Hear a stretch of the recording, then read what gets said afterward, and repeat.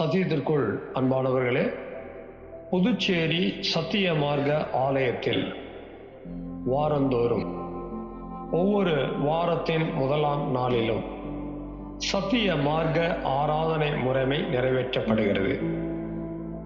சத்திய மார்க்க ஆராதனை முறைமையில் நிறைவேற்றப்படுகிற 3 சத்தியங்கள் மிக முக்கியமானது. 1, சுத்திகரிப்பின் செய்தி. 2, ஆராய்ச்சியின் செய்தி. 3, சத்திய தேவ செய்தி.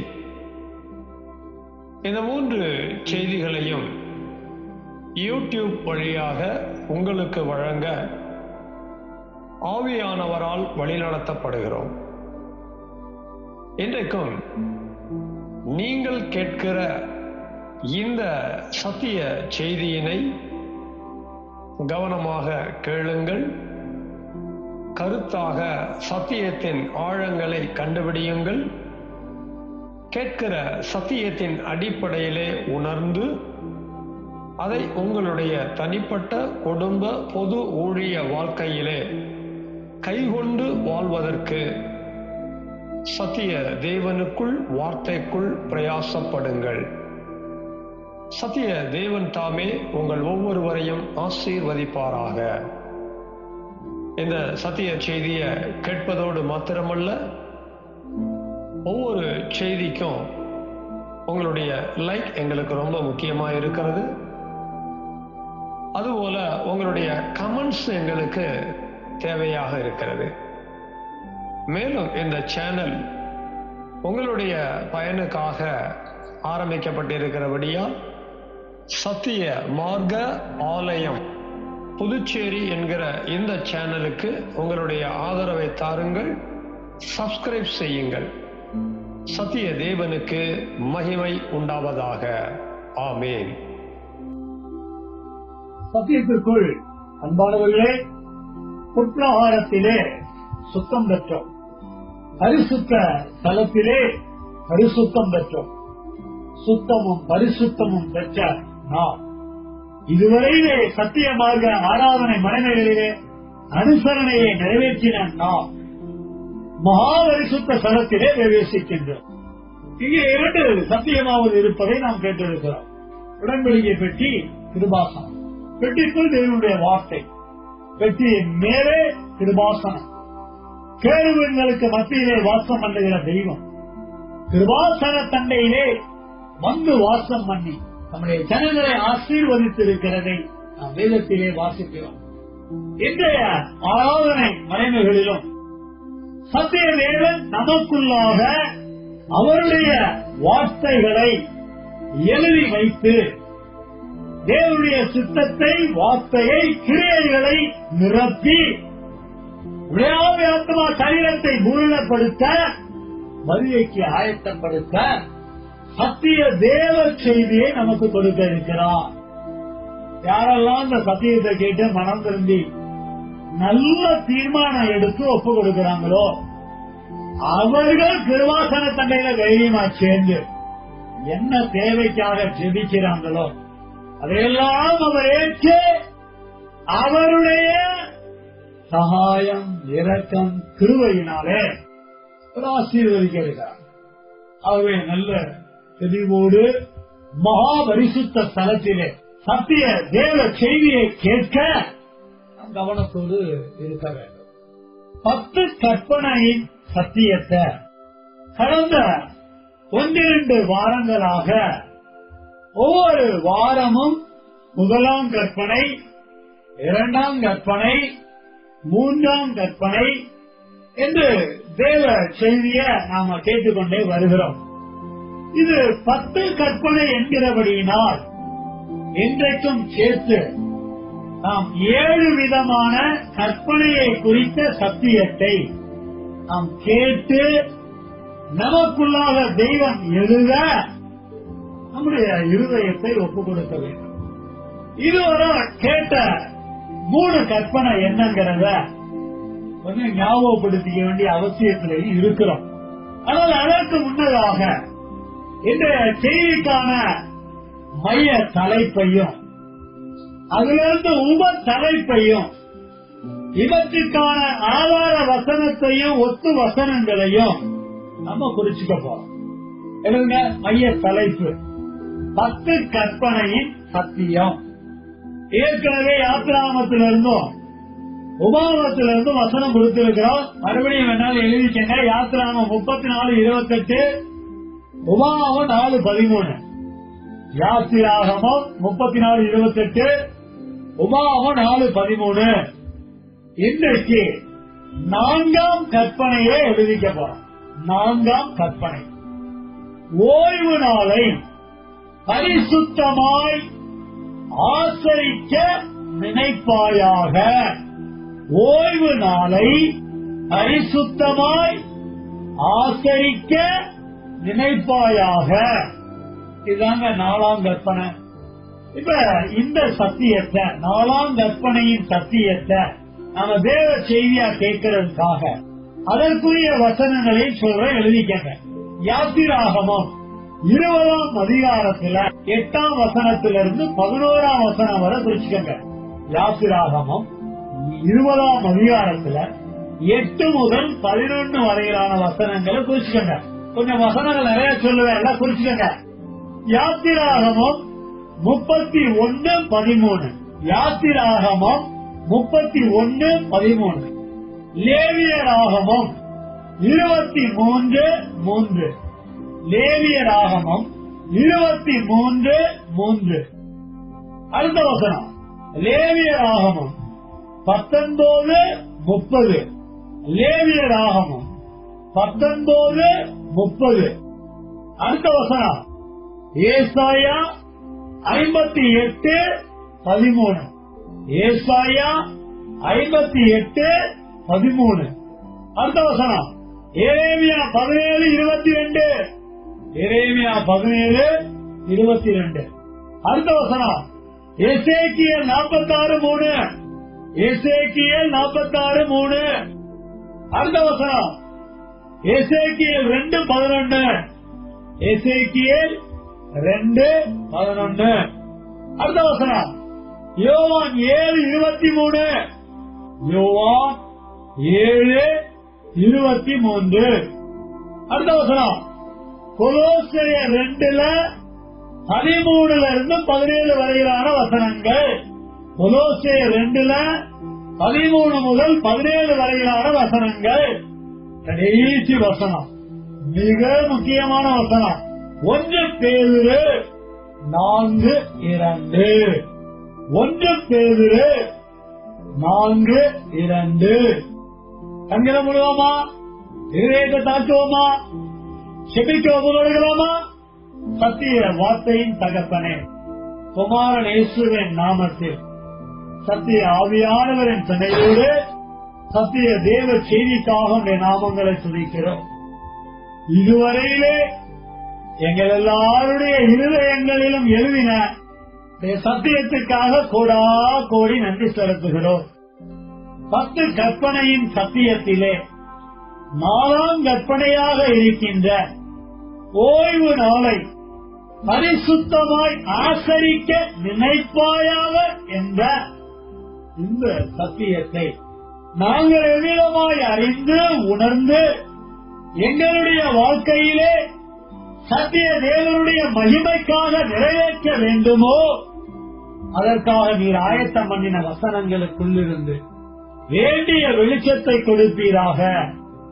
இயேசு கிறிஸ்துவின் 2ஆம் வருகைக்கு எங்களுடைய ஆவி ஆத்மா சரீரம் ஆயத்தப்படுவதற்கு தேவையான அவர் வரும்போது குற்றமற்றதாக இருக்கும்படி பற்றிலும் பரிசுத்தமாக்கப்பட்டு காக்கப்பட வெளிப்பாடுகளோடு எங்களை வழிநடத்துவீராக. உயர்த்திற்கும் மாம்சத்திற்கும் விலக்கி காப்பீராக. துணையான மகிமையாவத்தை கொடுக்கிறோம். சத்திய இயேசுவின் நாமத்தில் சத்திய ஆவியானவரின் துணையோடு பேராதரியத்துக்காக தொழுது கொண்டு செபிக்கிறோம். சத்தியமுள்ள பிதாவே, ஆமென். சத்திய வார்த்தையாகிய பிதா, குமாரன், பரிசுத்த ஆவியானவராகிய தேவனுக்கு மீண்டுமாக துதியும் கனமும் மகிமையும் உண்டாவதாக. ஆமென் சொல்லலாமே. ஆமென். பிதாவாகிய தேவனுடைய இரக்கமும் குமாரனாகிய இயேசு கிறிஸ்துவினுடைய கிருபையும் பரிசுத்த ஆவியானவருடைய சமாதானமும் நமக்குள் உண்டாயிருக்க தேவனுடைய வார்த்தையினால் பூரணப்படுவதாக. எல்லாரும் ஒரு ஆமென் சொல்லலாமே. ஆமென். சத்தியத்திற்குள் அன்பானவர்களே, இஸ்ரவேலர் எகிப்து தேசத்திலே அடிமையாக வாழ்ந்து வந்தனர்.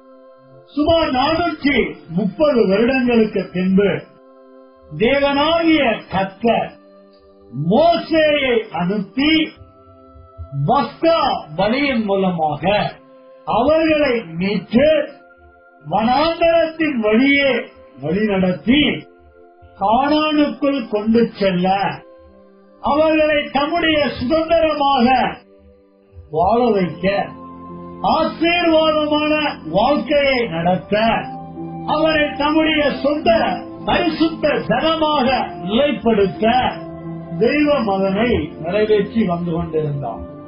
அவர்கள் மீட்கப்பட்டு வனாந்தர பகுதியிலே பிரயாணம் சென்ற பொழுது சீனாய் மலையிலே மோசே மேலே செல்ல, அடிவாரத்திலே ஜனங்கள் தங்கியிருக்க 10 கற்பனையின் சத்தியமானது கொடுக்கப்பட்டது. முதல் கற்பனை, என்னையன்றி உனக்கு வேறே தேவர்கள் உண்டாயிருக்க வேண்டாம். தனது மனதின் கற்பனையை கட்டளையாக கொடுக்கிறார். வேண்டாம் அப்படின்னா, நான் தானே உன்னை மீட்டுக் கொண்டேன், உனக்கு வேற தேவர்கள் எகிப்தின் தேவர்களா இருக்கட்டும், கானான் பிரவேசித்த பிறகு அங்க இருக்கிற தேவர்களா இருக்கட்டும், வேண்டாம். இரண்டாம் கற்பனை, வானத்திலும் பூமியிலும் பூமியின் கீழ் தண்ணீரிலும் அவைகளிலே இருக்கிற எதற்கும் ஒப்பாக சுரூபமோ விக்கிரமமோ சிலையோ உண்டாக்காத, நமஸ்கரிக்காத, சேவிக்காதன்னு சொன்னார். வேண்டாம், நீ வேண்டாம், உண்டாக்க வேண்டாம், நமஸ்கரிக்க வேண்டாம். ஏன்? உன் தேவனாகிய கர்த்தர் நானே. அல்ல வழங்கிக்க. மூன்றாம் கற்பனை, உன் தேவனாகிய கர்த்தருடைய நாமத்தை வீடிலே வணங்காதிருப்பாயாக. தேவனாகிய கர்த்தர்னா யாருன்னு முன்னால கேட்டிருக்கிறோம். பிதாவத்தர் இருக்கிறாரு, இயேசுவத்தர் இருக்கிறாரு, ஆவியானவர் ஒருத்தர் இருக்கிறாரு. இத 1 3 சொல்லக்கூடாது. இந்த மூவரும் தெய்வம் என்ற சாட்சியாக சதாகாலமும் இருக்கிறாங்கிற அறிவு நமக்கு தேவை. அப்ப பிதாவுடைய நாமத்தை வீணில வழங்கக்கூடாது, இயேசுடைய நாமத்தை வீணில வழங்கக்கூடாது, ஆவியாருடைய நாமத்தை வீணில வழங்கக்கூடாது. இப்படியெல்லாம் வாழுங்கிறத கடந்த வாரத்துல தெய்வம் நமக்கு வெளிப்படுத்தினார். இதெல்லாம் எப்படி நம்ம வாழ்க்கையில கடைபிடிக்கணுங்கிறதையும் அந்த செய்தியினுடைய இறுதியில நாம நல்லா விளங்கிக் கொண்டோம். ஏனென்றால் 10 கற்பனையாகிய 10 கட்டளைகள் நியாய பிரமாணம் சார்ந்தது. நியாய பிரமாணத்தை கைகொள்ள வேண்டிய இஸ்ரவேலருடையது. இப்படி ஒரு குழப்பமும் இருக்கிறது. நியாய பிரமாணத்துக்கான நூற்றுக்கணக்கான சட்ட திட்டங்கள் இருக்கிறது வேற, 10 கற்பனை வேற. ஆனா அந்த 10 கற்பனையையும் நியாய பிரமாணத்தோட சேர்த்து வச்சு அதுவும் இஸ்ரவேலருக்குரியது சார்ந்தது அல்ல அப்படிங்கிற மாதிரி எல்லாம் சொல்ல வர்றாங்க. ஆனா தேவனாகிய கர்த்தர் நானே, என்னை உனக்கு வேற தேவல் உண்டாயிருக்க வேண்டாம் என்பது புதிய ஏற்பாட்டு சபையாகிய எனக்கும் உங்களுக்கும் பொருந்துமே. இப்படிதான் 2வது கற்பனை, இப்படிதான் 3வது கற்பனை. பாருங்க, விக்கிரக ஆராதனை ஆகிய பொருளாசை உங்களுக்குள்ள இருக்க வேண்டாம், அப்படி அவைகளை உண்டு பண்ணுகிறார், அவையை உங்களை அழித்து போடுங்கள் படிச்சவா இல்லையா? அப்ப அங்க லிட்டரலா இருந்தாலும் நமக்குள்ள ஸ்பிரிச்சுவலா நிறைவேற வேண்டிய காரியங்களையும் விளங்கி அதற்கேற்றார் போல நம்முடைய வாழ்க்கையை 10 கற்பனையின் சத்தியத்தில் நிறைவேற்றி வாழ வேண்டும். தேவநாயகத்துடைய நாமத்தை வெளியில வழங்காதிருப்பாயாக என்பது பழைய ஏற்பாடு சொன்னாலும், கிறிஸ்துவின் நாமத்தை சொல்லுகிற எவனும் அநியாயத்தை விட்டு விலக கடவான் என்று எழுதியிருக்கிறபடியே இதே ஏற்பாடுல நமக்கும் பொருந்துதா இல்லையா? அவருடைய நாமத்தை வெளியில வழங்குறதுன்னா அவருடைய நாமத்துக்கு எதிராக நாம அநியாயம் செய்கிற காரியமா இருக்கிறது, குற்றம் செய்கிற காரியமா இருக்கிறது. இதே ஏற்பாட்டு சபைக்கு இந்த சத்தியம் நிறைவேறுது. இப்படி 3 கற்பனைகளை, கட்டளைகளை, உடன்படிக்கைகளை வரிசையாக பார்த்து கொண்டு வருகிற நாம இன்றைக்கு 4ஆம் கற்பனையாக இருக்கின்ற ஓய்வு நாளை பரிசுத்தமாய் ஆசரிக்க நினைப்பாயாக. கவனிங்க, யாத்திராமம் 20:8 தான் இந்த உப தலைப்பு இருக்கு.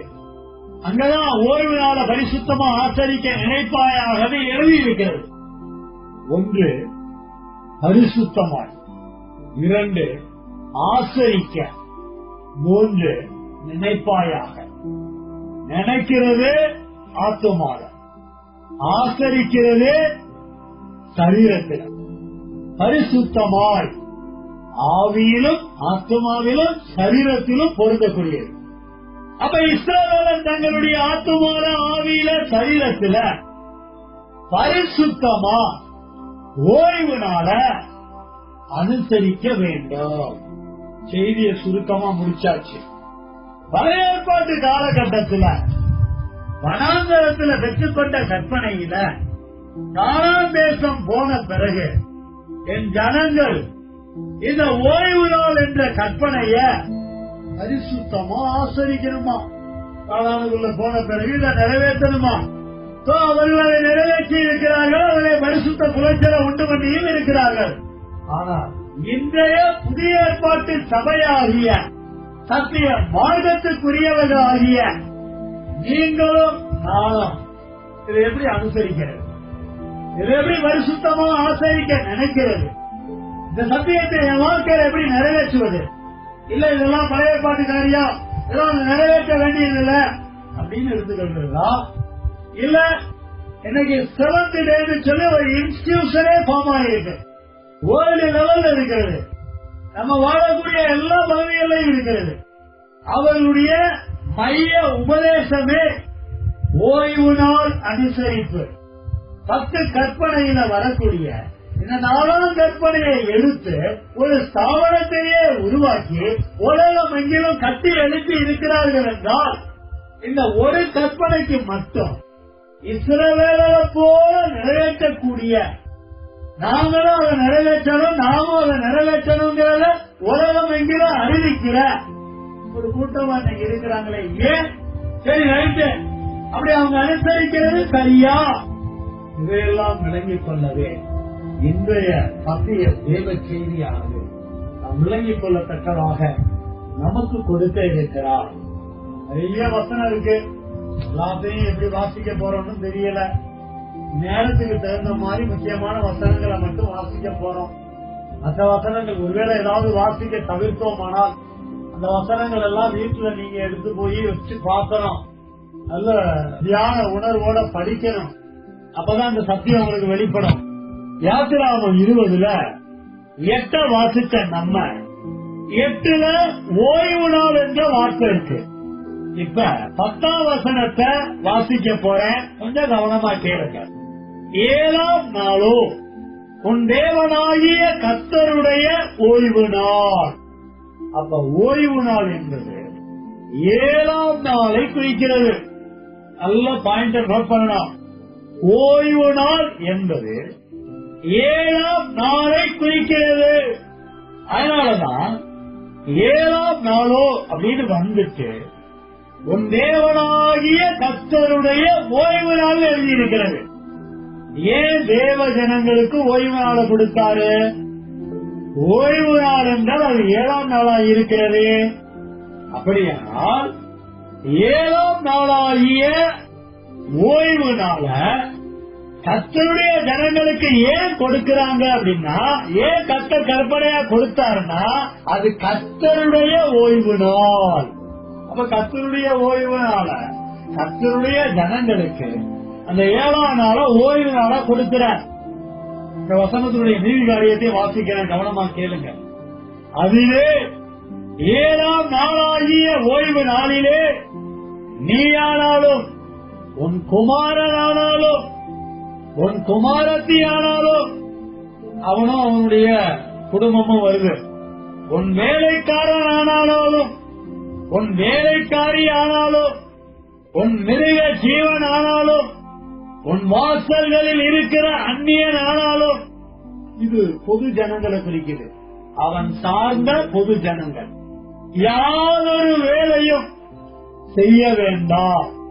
கவனிங்க, இஸ்ரவேலிலே ஒருவனாக இருந்தாலும் சரி, அவனுடைய குடும்பமாக இருந்தாலும் சரி, அவனுடைய சமுதாய பொது மக்களும் சேர்ந்திருக்கிற அமைப்பாக இருந்தாலும் சரி, அவனுடைய தனிப்பட்ட விதத்திலும் சரி, அவனுடைய குடும்பமா சேர்ந்தும் சரி, அவனுடைய பொது மக்கள் சமுதாய மக்கள் சேர்ந்தும் சரி, எல்லாருமே கர்த்தருடைய ஓய்வு நாளாகிய 7ஆம் நாளை அனுசரிக்க வேண்டும், அனுசரிக்க நினைக்க வேண்டும். அந்த நாளிலே யாதொரு வேலையும் செய்ய வேண்டாம். கொஞ்சம் கூர்ந்து கவனிச்சீங்கன்னா, அவன் வீட்டுல இருக்கிற மிருக ஜீவன்கள் கூட, அவன் வாசல்ல இருக்கிற அந்நியன் கூட எந்த வேலையும் செய்யக்கூடாதான். ஓய்வு நாளின் ரகசியம் என்ன? ஓய்வு நாளின் அனுசரிப்பு என்ன? ஓய்வு நாளின் நிபந்தனை என்ன? இந்த கோணத்துல இந்த செய்தியை கேட்கணும். ஓய்வு நாள் கர்த்தருடையது. ஓய்வு நாள் 7ஆம் நாள்.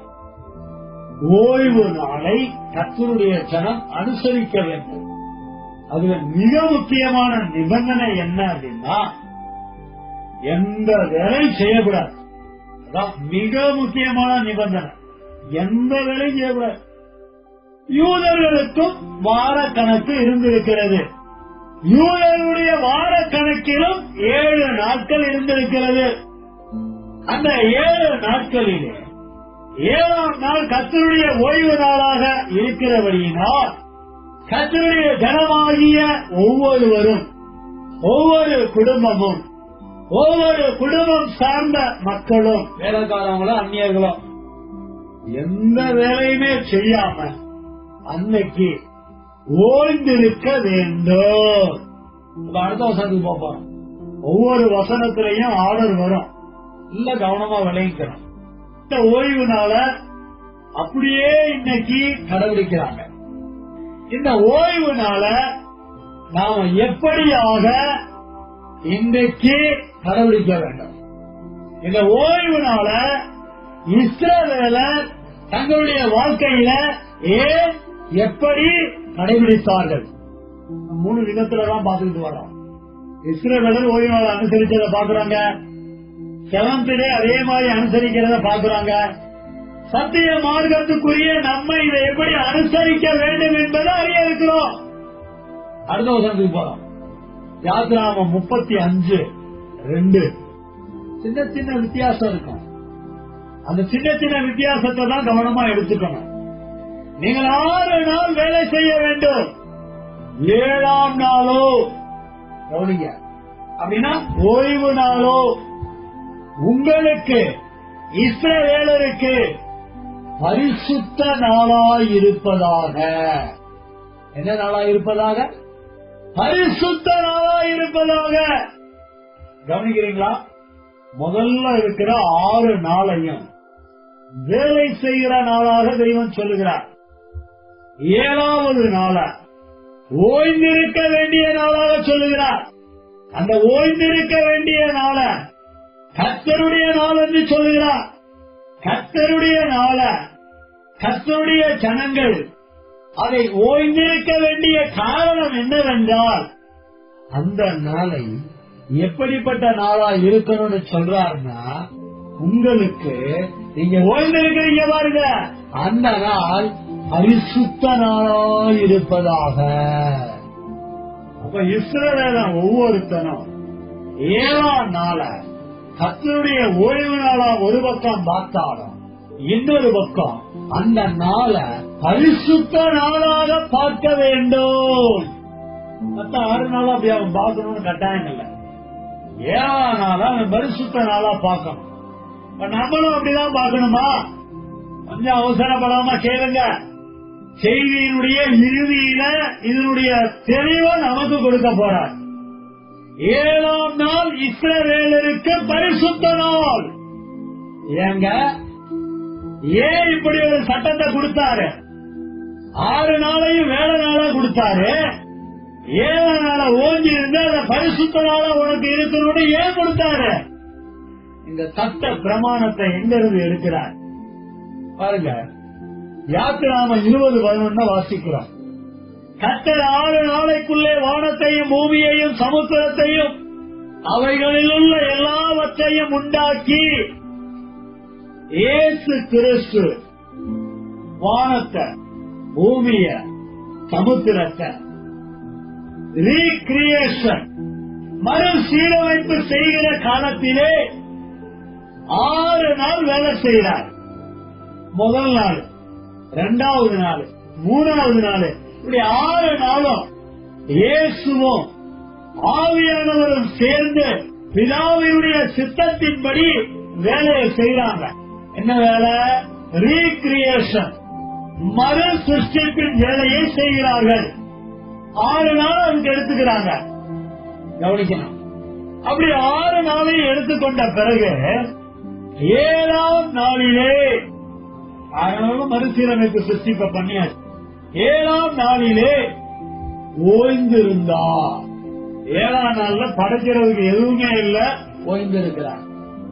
இந்த பார்முலாவை தான், இந்த சட்ட பிரமாணத்தை தான் இஸ்ரவேலருக்கும் கொடுக்கப்படுகிறது. 6 நாள் வாழ்க்கைக்கு தேவையான, விளைப்புக்கு தேவையான, புசிப்புக்கு தேவையான எந்த ஒரு வேலையா இருந்தாலும் செஞ்சுக்க. ஆனா 7ஆம் நாள் நான் எப்படி 6 நாள் வேலை செஞ்சு முடிச்ச பிறகு ஓஞ்சிருந்தனோ, நீயும் ஏன் ஜனமா இருக்கிறதுனால என்ன போல அந்த நாள்ல 7ஆம் நாள்ல ஓய்ந்திருக்க வேண்டும்.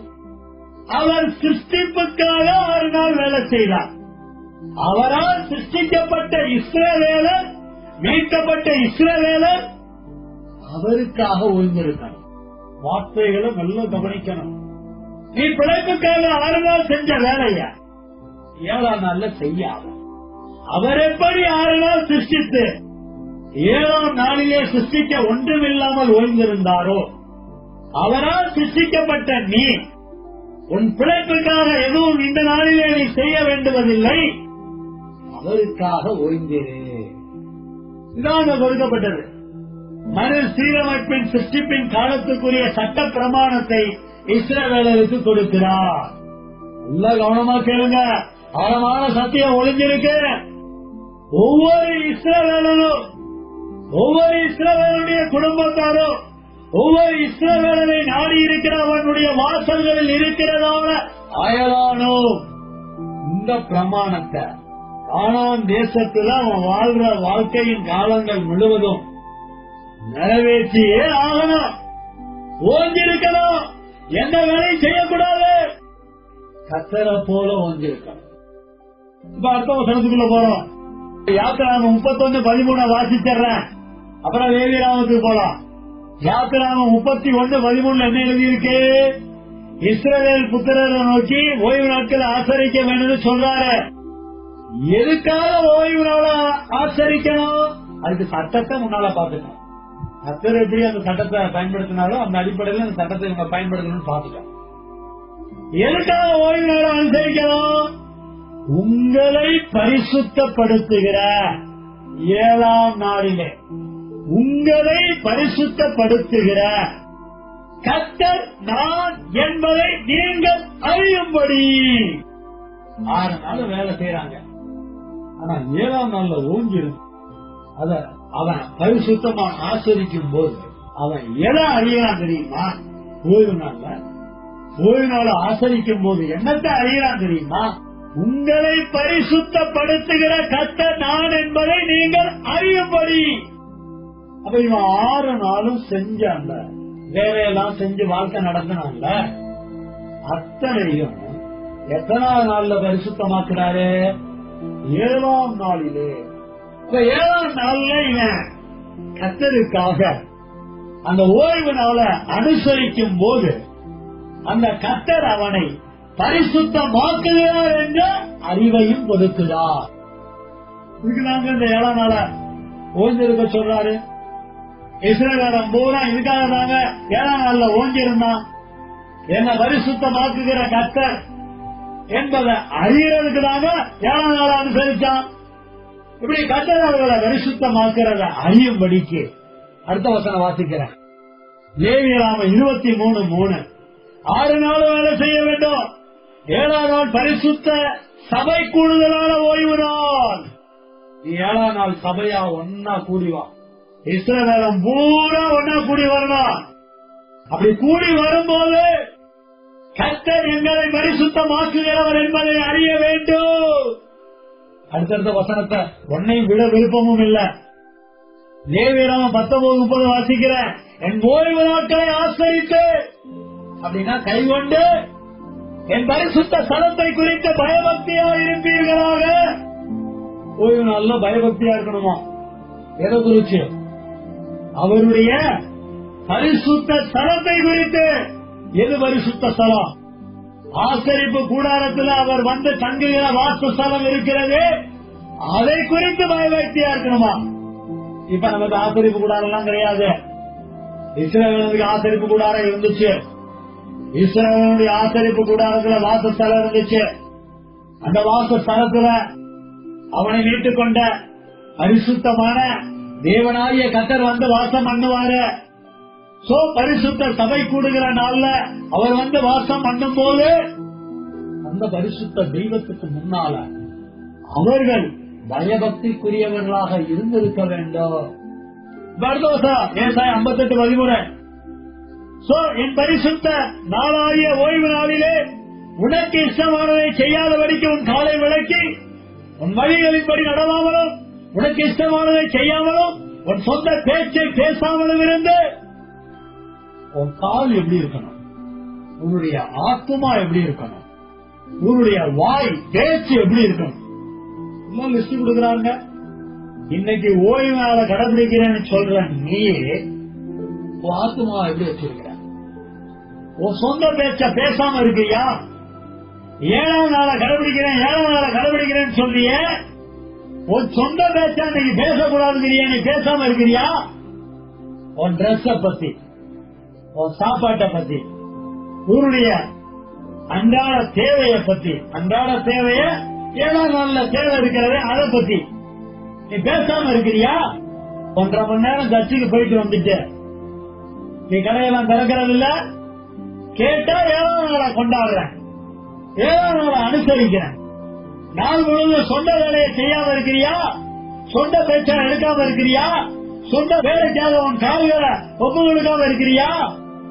யார் அப்படி இருக்கிறா? 7ஆம் நாளை அனுசரிக்கிறேன்னு சொல்லிட்டு ஒரு 1.5 மணி நேரம் 2 மணி நேரம் சபையை கூட்டிட்டு அப்புறம் வந்துட்டு அதையும் உன் இஷ்டத்துக்கு செஞ்சுட்டு பிறகு உன் வீட்டுக்கு வந்து உன் சொந்த காரியத்தை பாக்குற, உன் கடைக்கு போய் உன் வேலை ஸ்தலங்களுக்கு போய் உன் சொந்த வேலையை தானே பாக்குற. ஆனா 7ஆம் நாள்ல என்ன போட்டிருக்கு? உன் ஆத்மா ஆவி சரீர சொந்த காரியத்தை எதையுமே செய்யாம பாருங்க. ஓய்வு நாள ஒன்று மனமகிழ்ச்சியின் நாளாக ஓய்வு நாள வந்து இப்படி பார்க்கணுமா? யாரு? இஸ்ரவேலை கர்த்தருடைய பரிசுத்த நாள கர்த்தருடைய பரிசுத்த நாளா பார்க்கணுமா? மகிமையுள்ள நாள் என்று சொல்லி இப்படி எல்லாம் பார்க்கணும், சொல்லணும். அதை மகிமையாக எண்ணுவாயாக. ரொம்ப ஒரு பெரிய மெசேஜ். எல்லாம் நீங்க உட்கார்ந்து படிச்சு பார்க்கணும், நீங்க நல்லா தியானம் பண்ணணும், அப்பதான் உங்களுக்கு புரியும். இவ்வளோ விஷயம் இருக்காது. இன்னைக்கும் கிறிஸ்தவம் என்ன சொல்றாங்க? ஞாயிற்றுக்கிழமைய ஓய்வு நாள்னு சொல்றாங்க. ஆனா யூத கணக்கின்படி 7ஆம் நாள் அப்படின்னா சனிக்கிழமை தான் வருது.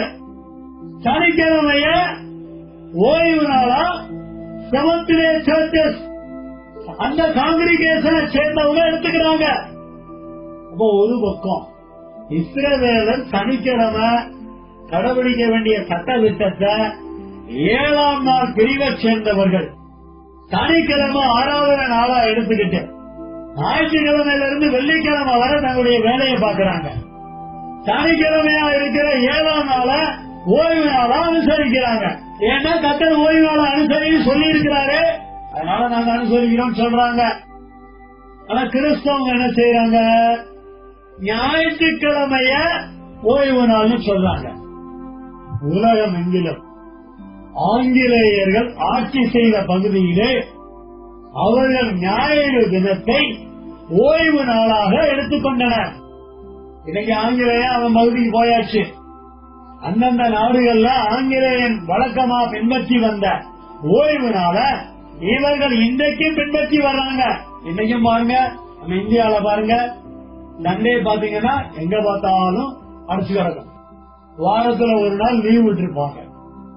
நம்மால என்ன சொல்றாங்க, சத்திய மார்க்கத்தை சேர்ந்தவங்க சனிக்கிழமை செய்யறதா, கிறிஸ்தவங்களை போல ஞாயிற்றுக்கிழமை அனுசரிக்கிறதா, ஓய்வு நாள் எனக்கு இருக்கா, ஓய்வு நாள் எனக்கு இல்லையா, ஓய்வு நாள் என்பது பரிசுத்தமான சபை கூடுகிற நாளாக இருக்கிறது. அப்ப நான் ஓய்வு நாள்ல பரிசுத்தமான சபையா கூடுறேன்னா அது சனிக்கிழமை கூடணுமா இல்ல ஞாயிற்றுக்கிழமை கூடணுமா? ஏகப்பட்ட குழப்பம்.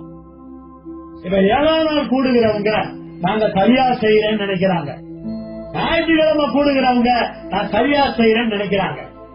ஒரு பக்கம் 7ஆம் நாள் கூடினாலும் நான் சரியாக நினைக்கிறேன்னு சொல்லிட்டு பழைய ஏற்பாடு காரியத்தை அப்படியே கொண்டு வர்றாங்க.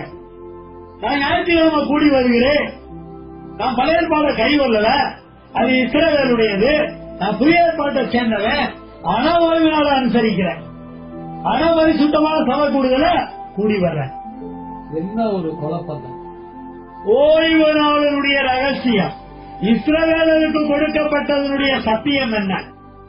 ஓய்வு நாளுடைய ரகசியம் கிறிஸ்தவர்கள் எடுத்துக்கொண்டது என்ன?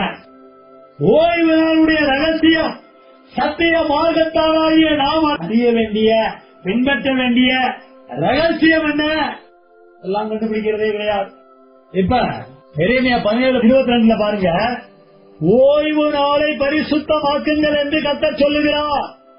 ஓய்வு நாள்ல இஸ்ரவேலரை பரிசுத்தமாக்குகிற கர்த்தரை இஸ்ரவேலர் அறிய வேண்டிய சத்தியம் ஒரு பக்கம் இருந்தாலும், ஓய்வு நாள்ல எந்த வேலையும் செய்யாம கர்த்தருடைய ஓய்வு நாளை அனுசரிக்கும் போது அந்த நாளை இஸ்ரவேலர் பரிசுத்தமாக்குறாங்க. வார்த்தையை கவனிச்சுட்டே வாங்க. இப்ப அடுத்தபடியா எசேக்கியேல் 46:3, தேசத்து ஜனங்களும் ஓய்வு நாளிலும் மாத பிறப்புகளிலும் அந்த வாசலின் நடையிலே கர்த்தருடைய சந்நிதியில் ஆராதனை செய்ய கடவர்கள். ஒரு பக்கம் பரிசுத்தமான சபை கூடுகிற நாள்ல அந்த நாளை இவங்க பரிசுத்தமாக்கினாலும், கர்த்தர் இவர்களை பரிசுத்தமாக்கினாலும், இவர்கள் கர்த்தருடைய சந்நிதியில 7ஆம் நாளாகிய சனிக்கிழமையில ஆராதன முறைமைய அனுசரிச்சாங்க. ஆராதன முறைமை என்னன்னா, ஆசரிப்பு கூடாரத்துல கவனிக்கணும், சுற்றி பாளையம் இருக்கிற இஸ்ரவேலர் ஆசரிப்பு கூடாரத்துக்கு வரணும். இவர்கள் ஆசரிப்பு கூடாரத்துக்கு புறம்பு இருக்கணும். லேவியனோ ஆசாரியனோ அல்ல, கவனிக்க, உட்பிரகாரத்துக்குள்ள பிரவேசிக்கிறாங்க. லேவிய உட்பிரகாரத்துக்குள்ள வேலையை செய்யறான், ஆசாரிய பரிசுத்த சாந்துக்குள்ள போறான், பிரதான ஆசாரிய பரிசுத்து கொடுக்க மகாபரிசுத்த சாந்துக்குள்ள போறான். இப்படித்தான் இவங்க பரிசுத்த ஓய்வு நாள, கர்த்தருடைய ஓய்வு நாள, இஸ்ரவேலர் ஓய்ந்திருக்க வேண்டிய பரிசுத்தப்படுத்த வேண்டிய நாள ஆசரிப்பு கூடாரத்தை மையமா வச்சுட்டாங்க, அனுசரிக்கணும். இன்னைக்கு ஆசரிப்பு கூடாரம் இருக்குதா? இன்னைக்கு செவன்த் டே சர்ச்சஸ் ஆசரிப்பு கூடாரத்தை வச்சிருக்கிறாங்களா? அப்புறம் ஏன் நான் சனிக்கிழமை ஓய்வு நாள் 7ஆம் நாள் ஓய்வு நாள்னு சொல்றாங்க? அதை எப்படி நியாயப்படுத்துறாங்க? 7ஆம் நாள்ல அனுசரிச்சாதான் பருவம் போக முடியும், நித்திய ஜீவன் கிடைக்கும் சொல்றாங்க. இது இஸ்ரவேலர் செய்ய வேண்டியது. கிறிஸ்தவன் ஏன் ஞாயிற்றுக்கிழமை செய்யறான்? அது ஆங்கிலேயன் மூலமாக வந்தது. அப்ப கிறிஸ்தவன் செய்யறதையும் இஸ்ரவேலன் கடைபிடிக்க வேண்டியதை செவன்த் டே செய்யறதையும் நாம செய்யலாமா? இப்ப நம்ம செய்ய வேண்டியது என்ன? 7ஆம் நாளின் ஓய்வு நாளின் பரிசுத்தமான நாளின் சத்தியம் நான் கடைபிடிக்க வேண்டிய ஆழம் என்ன? கொஞ்ச நேரத்தில் நமக்கு விளங்கிடும். பாருங்க, ஓசியா 2:11 இஸ்ரவேலருடைய ஓய்வு நாட்களையும் சபை கூடுகிற எல்லா ஆசரிப்புகளையும் ஒளிய பண்ணுவேன்னு சொல்றாரு. ஒளிய பண்றதுக்காக கொடுத்தாரு, ஆனா ஒளிய பண்ணேன்னு சொல்றாரு. இஸ்ரவேலருடைய ஓய்வு நாள் ஆசரிப்ப நான் ஒளிய பண்ணுவேன்னு கர்த்தரே சொல்லி இருக்கிறாரு. அதற்கு 2 விதமான ரகசியம் இருக்கிறது. ஒன்று, இஸ்ரவேலரை பரிசுத்தமா ஆத்தரிக்க, அதனால ஒரே பண்ணுவேன்னு சொன்னார். 2, புதிய ஏற்பாட்டில் அதனுடைய சட்ட திட்டங்களை அவர் மாற்ற இருக்கிறார். இதுதான் ரகசியம். 7ஆம் நாள் அனுசரிக்க வேண்டியது இஸ்ரவேலர், நான் இல்ல. 7ஆம் நாளை பரிசுத்தமாக்க வேண்டியது இஸ்ரவேலுடைய கடமை. ஒரு நாளை பரிசுத்தமாக்குறது என்னுடைய கடமை இல்ல. 7ஆம் நாளிலே இஸ்ரவேலரை கர்த்தர் பரிசுத்தமாக்குகிறார், அதை அவர்கள் அறிய வேண்டும். இன்னைக்கு 7ஆம் நாள்ல உங்களையும் என்னை கர்த்தர் பரிசுத்தமாக்கல. உங்களையும் என்னையும் பரிசுத்தமாக்குகிற விதம் வேறு, சத்தியம் வேறு. இஸ்ரவேலருக்கு தான் அந்த சட்டம்.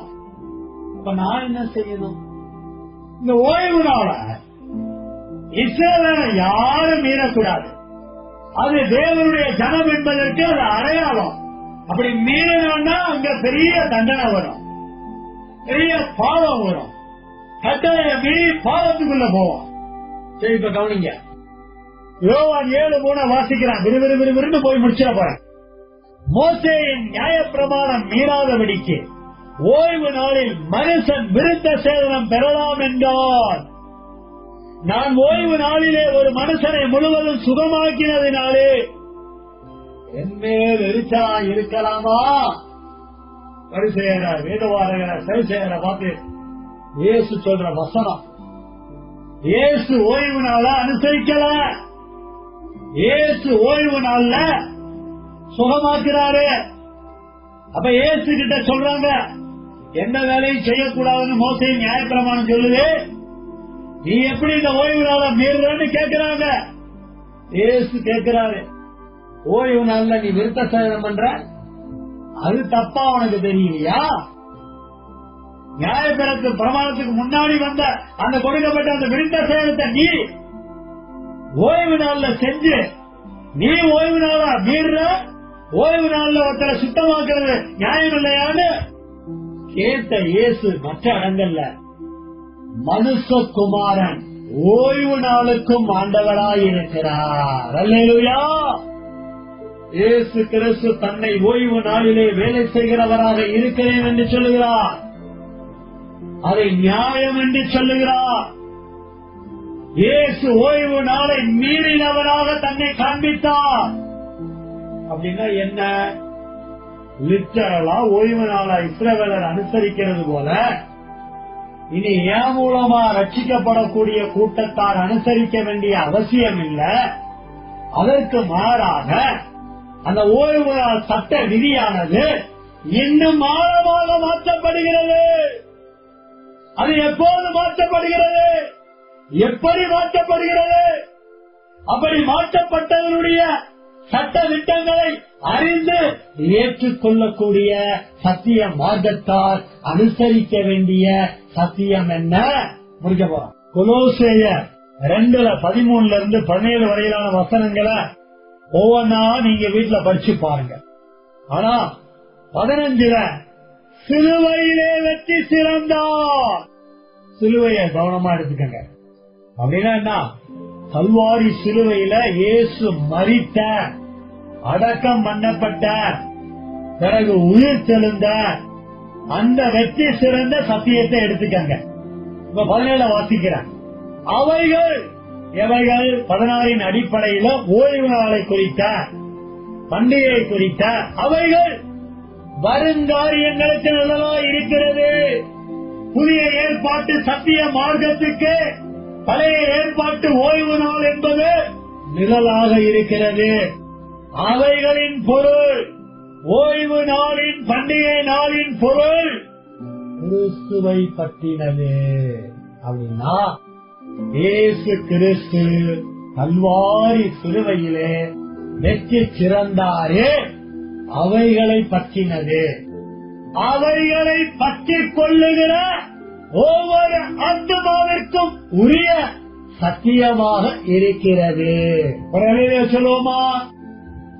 என்னதாங்க ஓய்வு நாள்ல இருந்து கர்த்தர் நமக்கு சொல்ல வராரு? நான் சனிக்கிழமை ஓய்ந்து இருக்கணுமா இல்லையா? ஞாயிற்றுக்கிழமை சபைக்குடி வரணுமா இல்லையா? செவன்த் டே சொல்றது சரியா? இஸ்ரவேலன் செய்யறது சரியா? கிறிஸ்தவன் சொல்றது சரியா? இல்ல நான் என்னதான் செய்யணும்? சேசித்த ஒரு வசனம் 1 பேதுரு 4:2 வாசிக்கிறேன். ஏனெனில் மாம்சத்தில் பாடுபடுகிறவன் இனி மாம்சத்தில் இருக்கும் காலம் வரைக்கும், புதிய ஏற்பாட்டு சபை மாம்சத்துல பாடுபட்டு உயிரோடு இருக்கிறவரை நம்ம மாம்சத்துல பாடுபடணும். மாம்சத்தின் பாடு என்றால் என்ன? நம்முடைய மாம்சம் வேலை செஞ்சுக்கிட்டே இருக்கும். நம்முடைய மாம்சத்துல என்ன வேலை செய்யும்? இச்சைகள் வேலை செய்யும், குற்றங்கள் வேலை செய்யும், அடிமைத்தனம் வேலை செய்யும். இப்படி இந்த 3 காரியங்கள் நம்முடைய மாம்சத்துல வேலை செய்து நம்முடைய மாம்சத்திலே பாடுகளை உண்டாக்கி கொண்டே இருக்கும். கவனமா கேளுங்க. மாம்சத்தில் பாடுபடுகிறவன் இனி மாம்சத்தில் இருக்கும் காலம் வரைக்கும் மனுஷருடைய இச்சைகளின்படி பிழைக்காமல், மாம்சத்துல உண்டாகிற பாடுகளுக்கு இடம் கொடுத்து அதன்படி பிழைக்காமல், இங்க ஒரு ரகசியத்தை கொண்டு வரணும். கிறிஸ்துவின் பொருளை கொண்டு வரணும். கிறிஸ்து சிலுவையிலே வெற்றி சிறந்தார் என்ற சத்தியத்தை கொண்டு வரணும். அந்த சத்தியம் தான் தேவ சித்தம். இயேசு கிறிஸ்து கல்வாரி சிலுவையில மறிக்கணும், அடக்கம் பண்ணப்படணும், உயிர் தரணும். இந்த சத்தியமாகிய தேவனுடைய சித்தத்தின்படியே பிழைக்கத்தக்கதாக, இச்சைகளின்படி வாழாமல் அவைகளிலிருந்து பிழைக்கத்தக்கதாக. அடுத்த வார்த்தையை கவனிங்க. பாவங்களை விட்டு ஓய்ந்திருப்பார். ஒரு சொல்லுவோமா? இன்னைக்கு நீங்களும் நானும் 7ஆம் நாள் கடைபிடிக்கணுங்கிறது சட்டம் அல்ல. ஞாயிறு ஆராதனை செய்யணுங்கிறது சட்டம் அல்ல. அப்ப ஞாயிற்றுக்கிழமை சபை கூடி வர வேண்டாமா? வரலாம். ஞாயிற்றுக்கிழமை மட்டும் வரணும்னு சட்டம் அல்ல. திங்கக்கிழமை சபை குடிச்சுனா வா, செவ்வாய்க்கிழமை சபை குடிச்சுனா வா, புதன்கிழமை குடிச்சுனா வா, சனிக்கிழமை வர என்னைக்கெல்லாம் சபை கூடுதோ சபை கூடி வா. ஏ, அவைகளின் பொருள் கிறிஸ்துவை பற்றினது. கிறிஸ்து இயேசு நமக்காக கல்வாரி சிலுவையிலே நம்முடைய குற்றங்களை ஏற்று குற்றமற்ற ஜீவனை கொடுத்து பரிகார பலியாகி மரித்து 3ஆம் நாளிலே உயிர்த்தெழுந்தாரே, அந்த பலியின் ஜீவனை கொண்டு வார்த்தையாகி இயேசு கிறிஸ்துவினாலே நீங்களும் நானும் பரிசுத்தமாக்கப்படுகிறோம். ஒருவேளை சொல்லுவோமா? இஸ்ரவேலை 7ஆம் நாள் கூடி வந்தாதான் கர்த்தர் அவனை பரிசுத்தமாக்குறாரு. அவன் அந்த நாளை பரிசுத்தமாக்குறான். ஆனா நீங்களும் நானும் நாளை பரிசுத்தமாக்க சபைக்கு கூடி வரவில்லை. இயேசு கிறிஸ்துவின் பலியினாலே பரிசுத்தமாக்கப்பட்டு எப்பெல்லாம் சபை கூடி அந்த பலியை நினைக்கிறோமோ அப்பெல்லாம் பரிசுத்தமாக்கப்பட்டு கொண்டே வருகிறோம். பரிசுத்தமாக்கப்பட்டோம், பரிசுத்தமாக்கப்படுகிறோம். அது வேற சித்தம். ஆகவே வேற சித்தத்தின்படியே கிறிஸ்துவின் பலியினாலே பரிசுத்தமாக்கப்படுகிறோமே, பரிசுத்தமாக்கப்பட்ட நாம சபையிலே கூடி வருகிறோமே, அவருடைய மரணம் அடக்கம் உயிர் தருவதை நினைவு கூறுகிறோமே. நாம ஒவ்வொரு நாளும் பரிசுத்தமாக வாழ்வதற்கு ஒவ்வொரு நாளும் பாவங்களை விட்டு ஓய வேண்டும். 7ஆம் நாள் மட்டும் ஓஞ்சிருக்க வேண்டாம். திங்கட்கிழமை பாவங்களை விட்டு ஓஞ்சிரு. ஏன்னா உனக்காக இயேசு மரித்தார். ஏன்னா இயேசு உனக்காக அடக்கம் பண்ணப்பட்டார். ஏன்னா இயேசு உனக்காக 3ஆம் நாளிலே உயிர் திறந்திருக்கிறார். இந்த கிறிஸ்துவின் பொருளை பற்றிய சத்தியத்தை நினைத்து ஒவ்வொரு நாளும் பாவங்களை விட்டு ஓய்ந்திரு. பழையேற்பாட்டு ஆசரிப்பு கூடாரத்திலே கூடுவது போல இயேசு கிறிஸ்துவனுடைய 2ஆம் வருகைக்கு நீயும் நானும் ஆயத்தப்படுவதற்கு, ஒருவருக்கொருவர் புத்தி சொல்லிக் கொள்வதற்கு நாம் தேவைப்பட்டால் வாரம் ஒரு நாள் கூடி வரலாம். தேவைப்பட்டால் தினம் கூடி வரலாம். எப்பெல்லாம் கூடி வர்றோமோ அப்பெல்லாம் நாம் கிறிஸ்துவின் மரணம் அடக்கம் உயிர்த்தெழுதலை நினைத்து நினைத்து நினைத்து நம்முடைய அனுதின வாழ்க்கையிலே வேலையிலே ஓய்ந்திருப்பது ஓய்வு நாள் அல்ல, சனிக்கிழமையிலே ஓய்ந்திருப்பது ஓய்வு நாள் அல்ல, ஞாயிற்றுக்கிழமை ஒரு நாள் மட்டும் பரிசுத்தமாக இருப்பது போல எண்ணிக்கொள்ளுவது மகிழ்ச்சியின் நாளோ பரிசுத்த நாளோ கர்த்தருடைய மகிமையான நாளாக எண்ணுவதோ ஓய்வு நாள் அல்ல. அனுதினமும் பாவங்களை விட்டு ஓய்ந்திருப்பதே ஒவ்வொரு நாளும் எனக்கு ஓய்வு நாளாக, சபை கூடி வருகிற நாளாக, இயேசுவின் மரணம் அடக்கம் உயிர்த்தெழுதலை நினைக்கிற நாளாக, இயேசுவின் 2ஆம் வருகைக்கு முற்றிலும் பரிசுத்தமாக்கப்பட்டு குற்றமற்றதா இருக்கும்படி காக்கப்படுகிற அனுபவங்களுக்குள்ள வாழ நம்மை ஒப்புக் கொடுக்க வேண்டும். 7ஆம் நாளாகிய கர்த்தருடைய ஓய்வு நாளிலே இஸ்ரவேலர் அதை பரிசுத்தமாக ஆசரிக்க வேண்டும் என்ற எண்ணத்தை நினைவை கொண்டிருக்க வேண்டும் என்பதை வாழ்க்கையில் அப்படியே கடைபிடிக்காமல் அவைகளின் பொருள் கிறிஸ்துவை பற்றினது என்பதனை அறிந்து கிறிஸ்து இயேசுவை பின்பற்ற வேண்டிய நாம ஒவ்வொரு நாளும் தடுப்பட்ட வாழ்க்கையில, ஒவ்வொரு நாளும் குடும்ப வாழ்க்கையில, தேவைப்பட்டால் சபையாக கூடி வர வேண்டிய நாட்களிலே பாவத்தை விட்டு ஓய்ந்திருந்து பலியை நினைத்து பரிசுத்தமாக வாழ வேண்டும் என்பதே ஓய்வு நாளின் சத்தியமாக இருக்கிறது. கண்களை மூடலாமா? இருதயத்தை தாழ்த்தலாமா? எல்லாருடைய இருதயங்களிலும் எழுதப்பட்ட ஓய்வு நாளை பரிசுத்தமாக ஆசரிக்க நினைப்பாயாக என்ற சத்தியத்தை இஸ்ரவேலர் கடைபிடித்த மாதிரியே நான் கடைபிடிக்க வேண்டிய அவசியம் இல்லை. அதைத்தான் 7ஆம் நாள் கூட்டத்தார் செய்கிறார். அத கிறிஸ்துவின் பொருளை பற்றியது என்பதை சத்தியத்தின்படி அறியாமல் இயேசு ஞாயிற்றுக்கிழமை உயிர்த்தெழுந்தாரு, அதனால ஞாயிற்றுக்கிழமை நம்ம சபை கூடணும்னு சொல்லி, சபை கூடுகிற நாள் ஞாயிற்றுக்கிழமை நாள் தான் சொல்லி அடம்பிடிக்கிறார்.